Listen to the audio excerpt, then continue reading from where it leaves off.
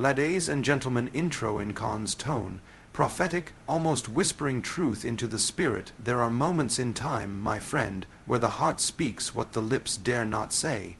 In the realm of the unspoken, there lies a truth deeper than denial. She can't admit it, but she wants you back, yes. She who once stood beside you in sunlight now hides in shadows. But understand this, the absence of words is not the absence of love. It is the echo of Eden. When Adam hid and God still called out, "Where are you?" The veil of pride she walks with confidence, but her pride is a veil, not of strength, but of armor. Her pride doesn't protect her from you, it protects her from herself. She tells the world she's fine, that she's free, that the past is ashes. But if ashes are all that remain, why does she still visit the ruins? Because the heart remembers what the mind tries to forget. The silent cry in the night, when the masks fall and the world sleeps, there's a silent cry.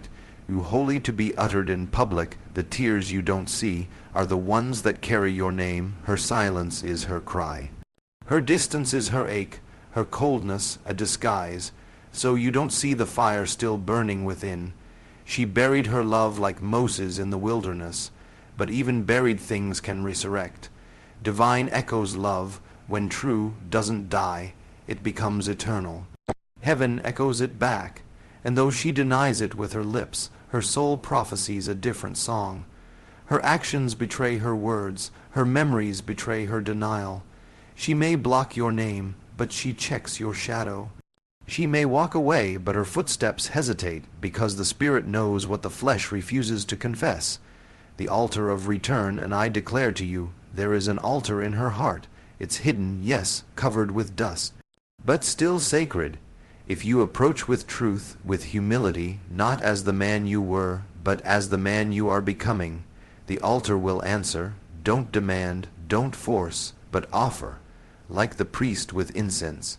Let your repentance rise like a sweet aroma, because love never dies. It only sleeps until awakened. Prophetic reconciliation, there is a time for everything under heaven, a time to lose and a time to find, a time to break and a time to restore. You were broken, but brokenness is the womb of rebirth. You were cast out, but even exiles are called home. So hear me, she can't admit it, but she wants you back. Not the old you, not the wounded boy, but the man who dares to love like Christ. Sacrificially, boldly, tenderly, she's waiting, not at the door of pride, but in the silence of the soul. Go there. Speak not to her mind, but to her spirit, and you might find what was lost was never truly gone. She wears pride not as a crown of glory, but as a veil of protection. It is not the pride of arrogance or the pride that boasts in conquest. It is a subtler pride, a defensive pride, born not of power, but of pain. When a woman loves deeply and loses, she must choose, collapse under the weight of the ache or rise, mask the sorrow, and convince herself and the world that she no longer feels. She chose to rise, but the rise was not healing, it was survival. The veil she wears is woven of wounds, threaded with memories, stitched with silence. It is not because she does not feel. It is because she feels too much to understand her now. You must remember her then. Remember the softness in her voice when she believed in you. Remember the way her eyes looked at you, not just with love, but with belief, as if you were more than a man, as if you were her home. That woman is still there, somewhere beneath the layers of time, beneath the disappointments, the arguments, the misunderstandings. She buried that version of herself to protect what was left, and the veil, that veil of pride, is what guards the grave. She tells the world she's fine. She posts pictures with friends, she smiles in the sunlight, she walks like she's moved on. But what the world sees is the stage. What it doesn't see is the rehearsal behind the curtain, where her hands tremble slightly when she scrolls past your name. She pretends your absence is peace, but inside there's a war, and every victory over the urge to call you is a loss to her soul. Her pride tells her to be silent. Her pride tells her to forget. Her pride tells her that reaching out would be weakness, that admitting she misses you would be surrender. So she builds a wall, but not to keep you out entirely. No, it's more cunning than that. The wall is built to make you wonder, to make you ask, to make you chase, because part of her still wants to be pursued. Not out of ego, but out of hope.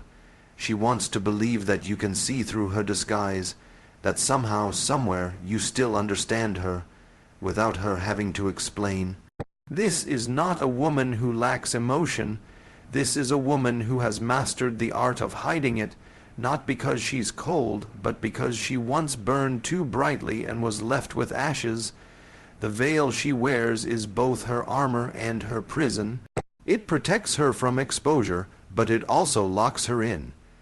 She's trapped in her own strength, unable to reach out because the pride she's chosen has become a fortress.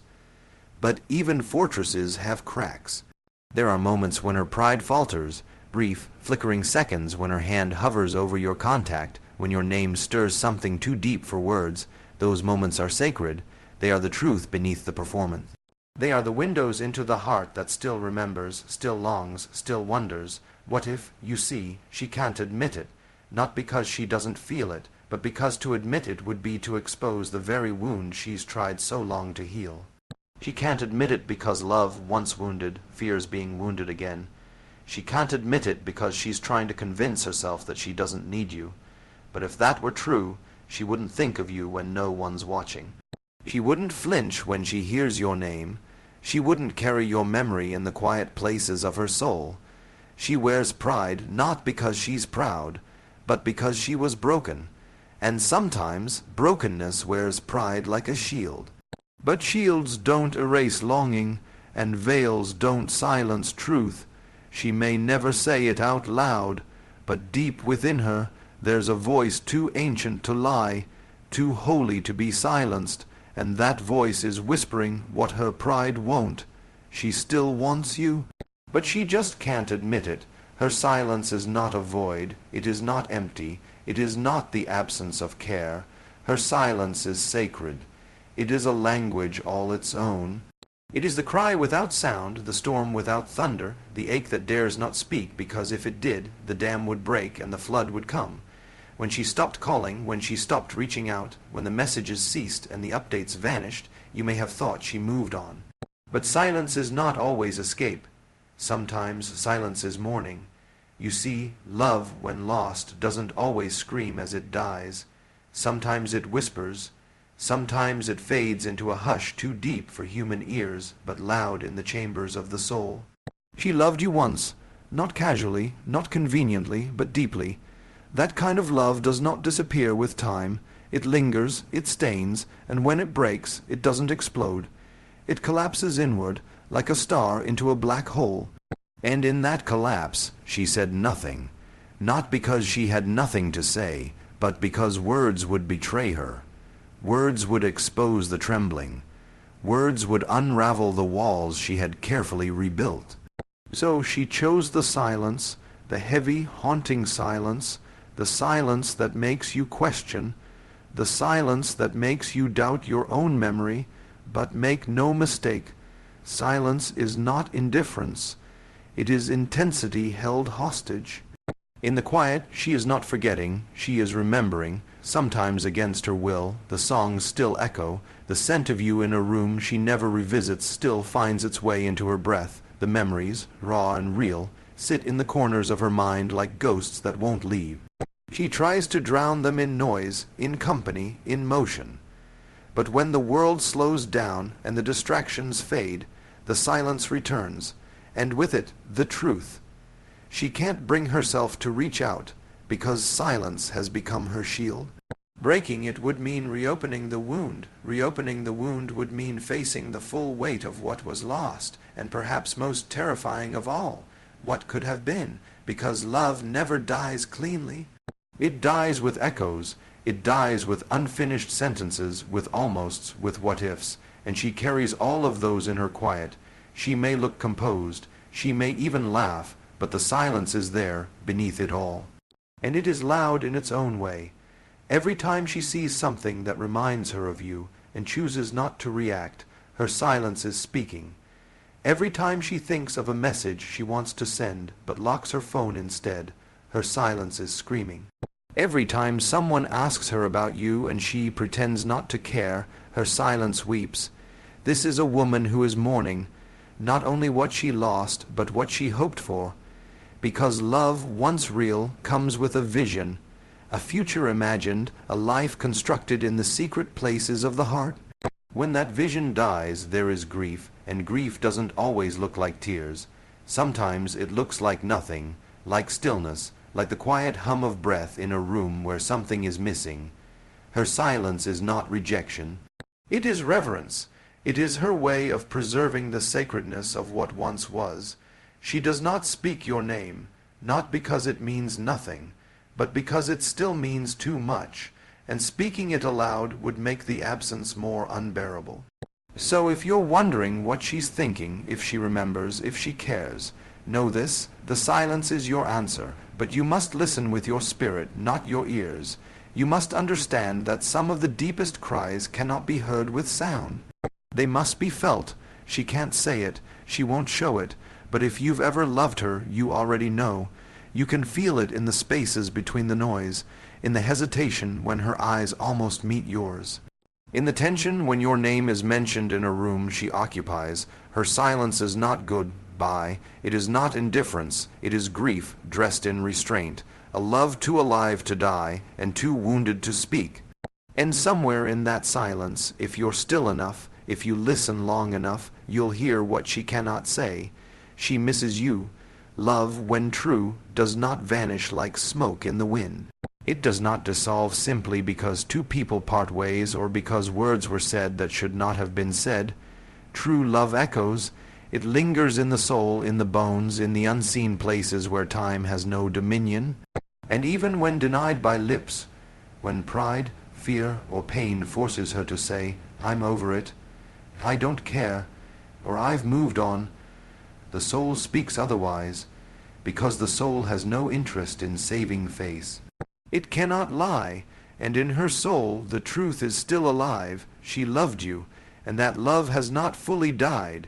Even now, though she walks away with steady steps, though her voice may sound firm and final, there's a tremor underneath it, an echo, and that echo calls out in ways that defy language.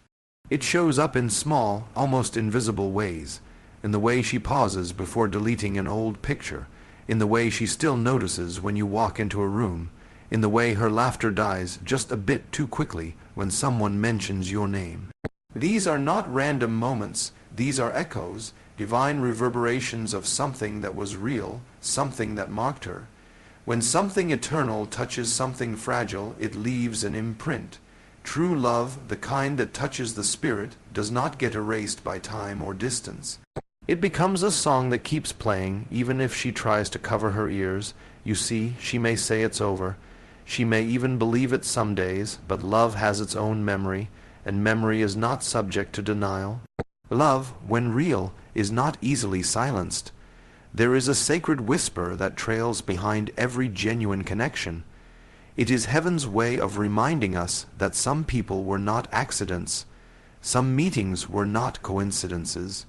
Some bonds were stitched together by a hand larger than ours, and no matter how hard she tries to suppress it, she hears it in the quiet, in the empty spaces between distractions, in the stillness of the night when the facade falls and the truth breathes freely. She may have locked the door, but part of her still waits behind it. She may have turned off the light, but she didn't throw away the key, and that right there is the echo of love, not in the words spoken, but in the ones she can't bring herself to say. Not in the actions visible to the world, but in the ones she fights against in private, the moments when she wonders where you are, when she replays a conversation from months ago, when she sees a stranger who walks like you and feels something twist inside her. The soul is stubborn. It doesn't obey timelines. It doesn't follow logic. It remembers what mattered. It holds on to what was sacred. So even if she's silent, even if she's distant, even if she's cold, there is still a part of her spirit that remembers. That ache you feel, she feels it too. That tug in your chest when something reminds you of her. That's not just nostalgia. That's the echo, And here's the mystery. Sometimes love denied is louder than love confessed. Because a confession ends the mystery, but a denial leaves the story open. The tension remains, the energy lingers. She may deny it with her lips, but that's not the testimony that matters most. The soul is testifying something different. And if you look close enough, feel deep enough, and listen quietly enough, you'll hear it.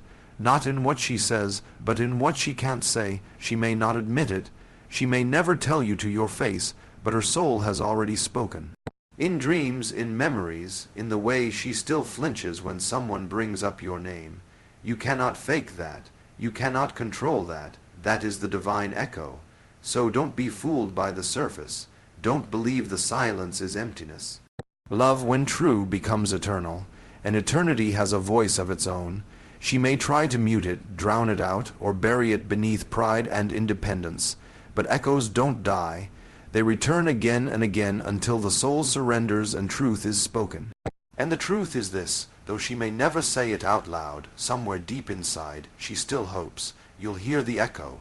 There is an altar inside every human heart, a sacred space not made of stone or gold, but of memory, emotion, and spirit. It is where we place the things that mattered most, where we grieve what was lost, and where, sometimes, we hope for what could still return. She has such an altar within her. You may not see it. She may never speak of it. But it is there, hidden beneath her silence and her strength, buried beneath everything she tells the world and tells herself. And on that altar, even now, the memory of you still lingers. Love does not simply disappear when a relationship ends. It may change its form, it may grow quiet, but it remains. And if the love was real, if it touched her soul, if it grew roots in her spirit, then a part of it still lives. It becomes something sacred, something she guards. Not because she's holding on to the past blindly, but because that love once carried truth. It once gave her life, and part of her still honors it. She has moved forward, yes. She has learned to walk without you, to speak without your voice beside her. But moving forward does not mean the altar has been dismantled. It only means she has learned how to live with its presence in the background. It means she passes by it quietly, reverently, from time to time, sometimes with sorrow, sometimes with wonder, and sometimes with hope. The heart's altar is not built for everyone. It is only built for the few who marked us deeply, the ones who shaped us, the ones whose absence we feel like an ache beneath the skin. If you are at her altar, it is not because of pity, nor because of habit. It is because she loved you in a way that changed her, and love that transforms cannot be easily erased. It becomes holy. But here is the truth many do not understand. The altar is not just a place of memory. It is a place of potential. It is not merely for mourning. It is also for revival. When something sacred is placed on an altar, it is not abandoned, it is offered, and offerings can rise, they can return. They can be rekindled if the fire is true and the heart is willing.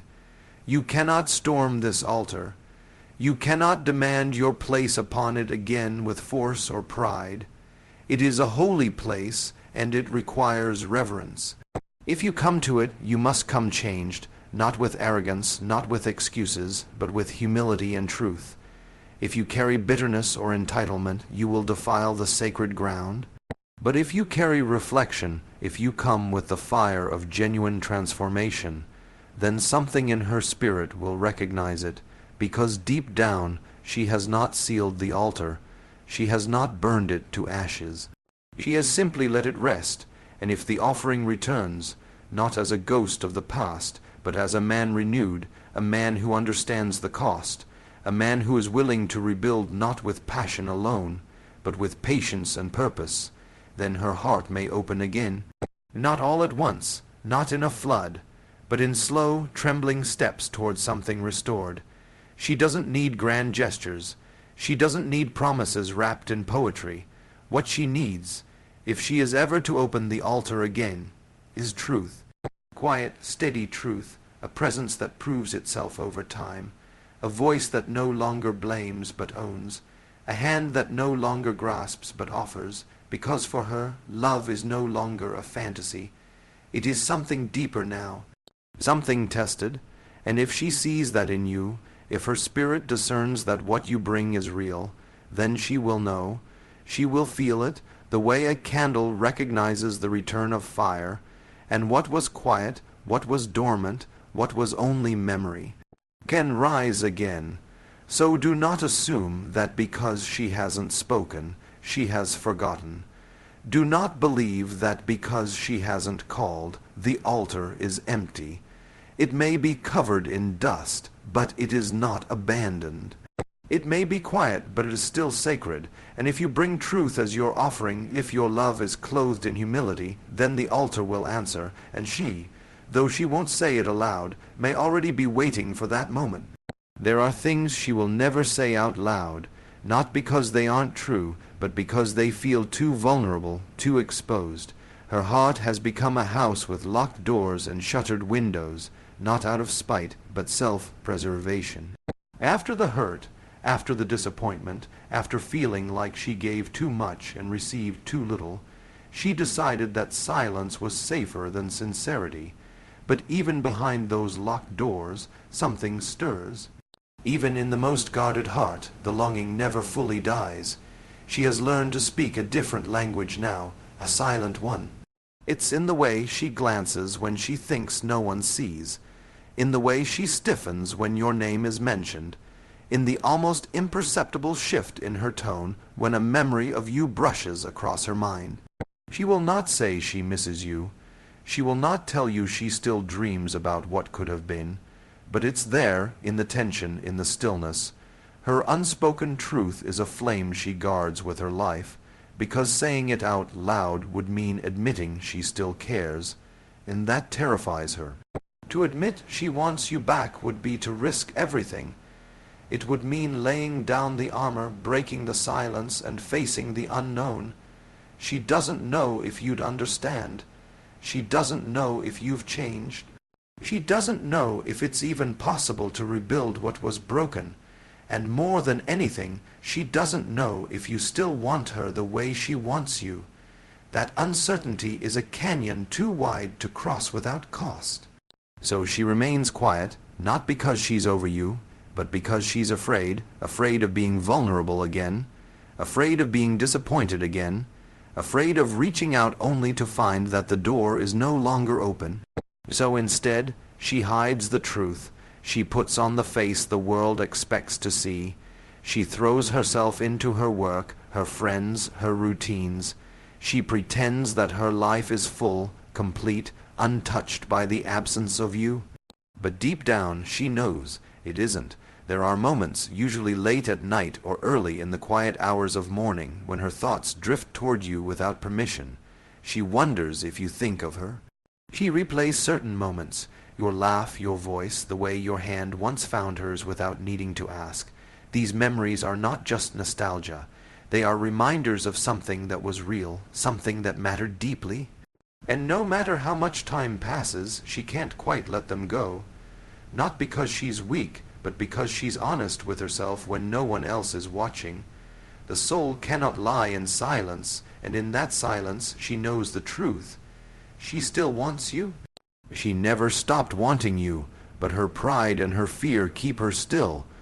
The same pride that tells her she's better off without you is the one that keeps her from sending that one message. The same fear that tells her you've moved on is the one that silences every word she wants to say. She waits, not actively, not desperately, but quietly, inwardly. She hopes for some sign, some whisper from the universe that you remember too, that you still care, that maybe, just maybe, you're thinking of her right now. But she won't be the first to say it. She won't be the one to break. She's come too far, built herself back up too carefully, and yet she longs for it for you. The truth she won't say out loud is that no one else quite compares. No one else has made her feel what you did. No one else has reached the places in her heart that you touched. Others may come close, but the standard was set by you, and that is the unspoken burden she carries every time someone new tries to hold her hand. She smiles, she tries, but she knows. It's not the same. So if you ever wonder whether she still thinks about you, she does. If you wonder whether her heart still aches when she sees something that reminds her of you, it does. And if you wonder whether there's a part of her that still wants you back, even though she'll never admit it, yes, but she won't say it first, because the silence protects her from rejection, from pain, from the risk of being open again. And until she knows it's safe, until you speak what she can't, her truth will remain locked inside her, but it's there and it's waiting.